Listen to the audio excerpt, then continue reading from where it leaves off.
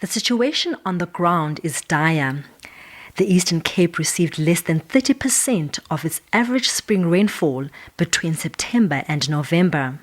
Graaff-Reinet received only 12% of its average in this period. The town last had 22 millimeters in February. Taps have long run dry.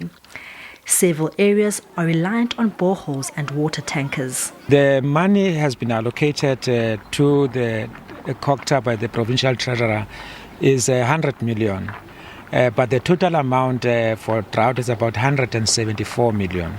Because 20 million of the 100 million will be transferring it to the Department of Rural Development.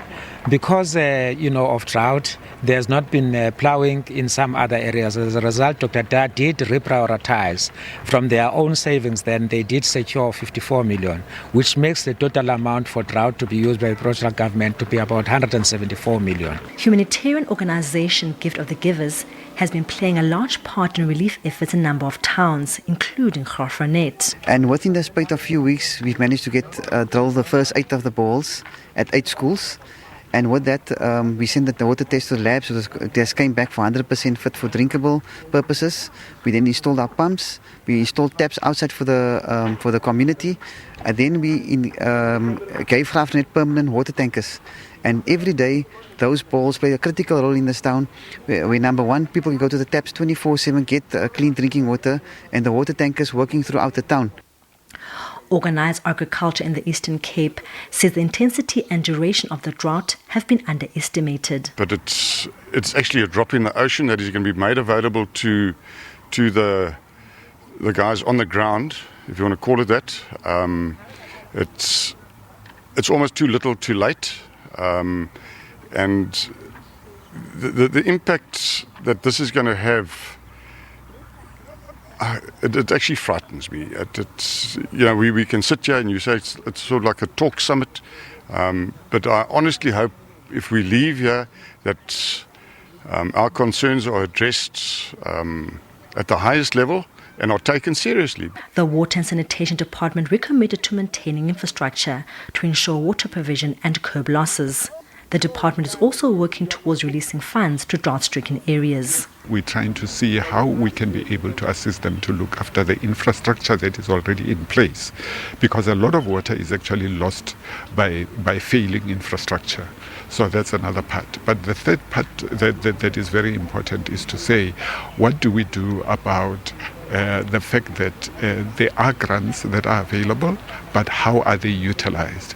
So from our point of view as the department, we have the Regional Bulk Infrastructure Grant, the Water and Sanitation Infrastructure Grant, the Accelerated Community Infrastructure Project funding that is available, but we also have to make sure that there are concrete plans that will show us exactly what kind of track those funds will follow.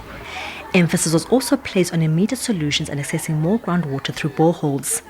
30 boreholes provide water in the towns with a critical shortage. Lerato Fekisi, SABC News, Graaff-Reinet. And some background information to the situation. And as I said earlier, who can forget that broadcast that Leanne did from that dam that was literally, no longer a dam because it was bone dry. But going back to the Eastern Cape now, government is assisting the drought-stricken areas in the province, allocating 100 million rand to assist for this particular effort.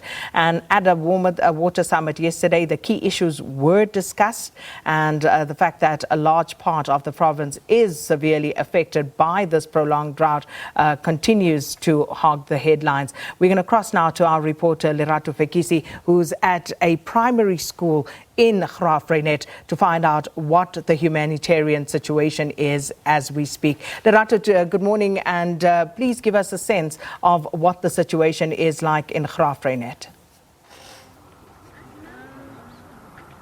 Good morning, Sakina. Well, ironically, we had a water summit yesterday where various stakeholders from academia to researchers to NGOs gathered to try and find solutions to the water crisis that's facing Graaff-Reinet. But I'm going to move away from shot and just show you that now the time is about 7:15 and people are already lining up just to get water from a borehole that was successfully drilled by the gift of the givers who have been here since the 1st of October.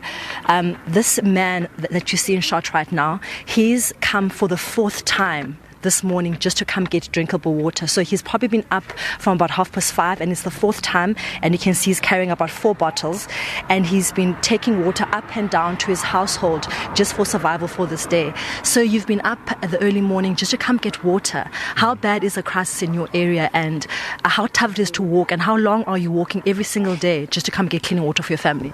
It's very tough here because I'm staying here at the hill, and for the 4th time now, just to come and fetch water for the children so that they can drink water. But I appreciate the service Givers for Givers are doing for Graaff-Reinet. I appreciate it very much. Ons bly maar reg met waarde is die droogte het ons baie geknou. En dit is vir almal die hele gemeenskap hierso. Lei reg en jy kan ons sonder krag is maar nie sonder water nie. Want jy moet lewe met water, jy moet kan was en jy moet kan drink. So how many kilometers are we talking that you have to walk just to come get water, and how often do you come here to nou talk? Ja, vanaf nou. Das toe weer al 8 kilos vir die môre geloop. 8 kilometers for the morning. Every single day to come get drinking water for your family, and how many of you are at home, and how many people do you have to support with this water, and how long does it last you when you pick it up? We are 6 people at home, and up to 2 days. Then the 3rd day must come and catch again water.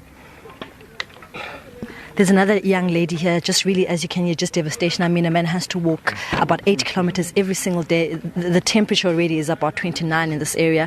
Ma'am, you're also from this area. How bad is the issue of water, and how far are you walking? And I saw that you're carrying a very heavy bucket and you filled it up with water now, but every single day you have to carry this by yourself, walk to and from to your house. How bad are things here for you guys?